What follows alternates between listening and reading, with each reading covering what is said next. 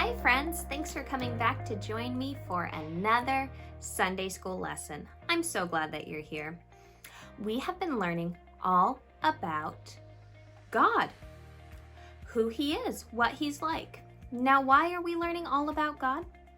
Because our faith is our trust in God, and we need to know who we're trusting, know who we put our faith in.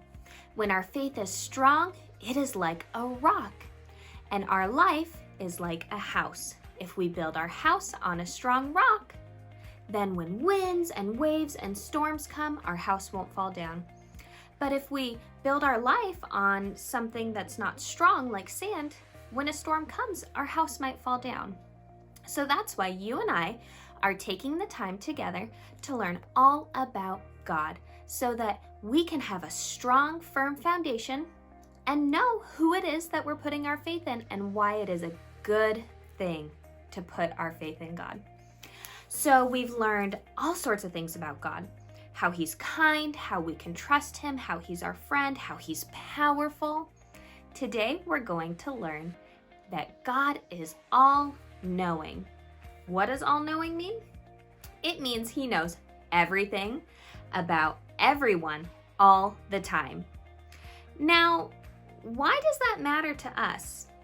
Well, if God knows us, really knows us, then He can help us better, love us better, guide us better. There is no one on this entire earth who knows you as well as God does. Not even your mom, dad, best friend, or dog knows you as well as God does. We're going to read a Bible story today, and I have a feeling you may have heard this Bible story before. It's a fun one, all about how God knew a lot of different things in this story and what that meant for the person in the story. So we're going to be reading about a guy named Jonah. I'm sure you've heard about Jonah before. So go ahead and grab your Bibles if you want to read along with me. If not, you can just listen. Now, I opened up my Bible, and Jonah, it's in the Old Testament, but it's about 2/3 of the way through my Bible. It's almost right before the New Testament. So go ahead and flip to the very end of your Old Testament to find it. So let's go ahead and read Jonah chapter 1, first couple verses, and we'll talk about it. It says, "Now the word of the Lord came to Jonah, the son of Amittai, saying, Arise and go to Nineveh, the great city, and call out against it, for their evil has come up before me." So here's Jonah, he's hanging out, and God says, hey, I want you to go to the city and tell the people that they're being evil and that they need to stop. Now, do you guys remember what Jonah does? Does he do what God asks him to do and goes to the city of Nineveh to tell the people to stop being evil and to turn back to Jesus, to God? No, he doesn't. What does Jonah try to do? He tries to hide. So Jonah gets on a boat going the complete opposite direction of Nineveh. So let's scooch down some verses. We're going to jump into verse 10, still chapter 1. So Jonah has got on this boat. It's going the opposite direction of Nineveh, and a great storm comes. Now, I have a question for you. Do you think God knew that Jonah was on the boat and that he did not listen to him? Yeah, of course he knew. God knows everything. Jonah was trying to run and hide, but God knew. So God sent a great storm. Let's pick up in verse 10 and see what happens. It says, "Then the men were exceedingly afraid." These are the other guys on the boat. "And they say to Jonah, 'What is this that you have done?' For the men knew that he was fleeing from the presence of the Lord." Interesting. "Because he had told them."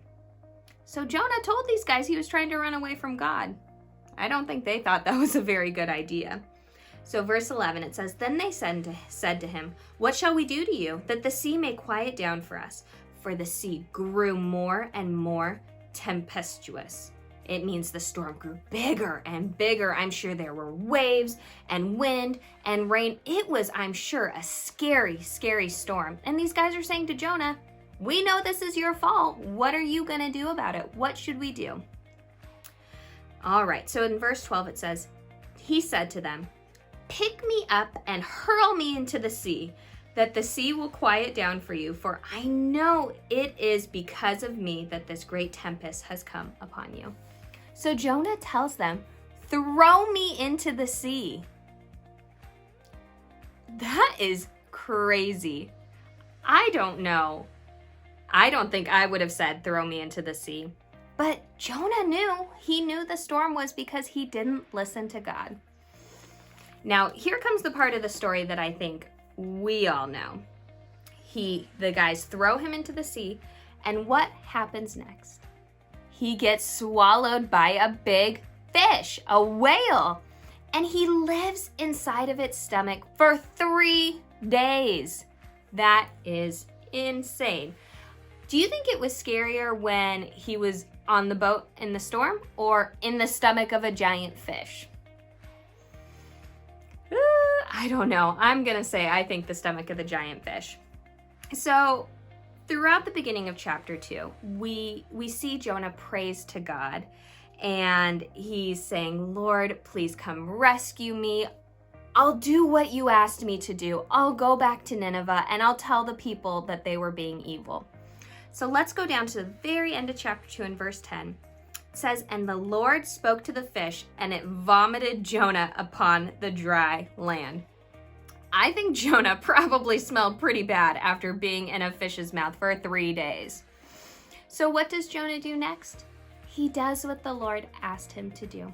He goes to Nineveh and he tells the people, "You're being evil. You need to change your ways." And they listen and they change their ways.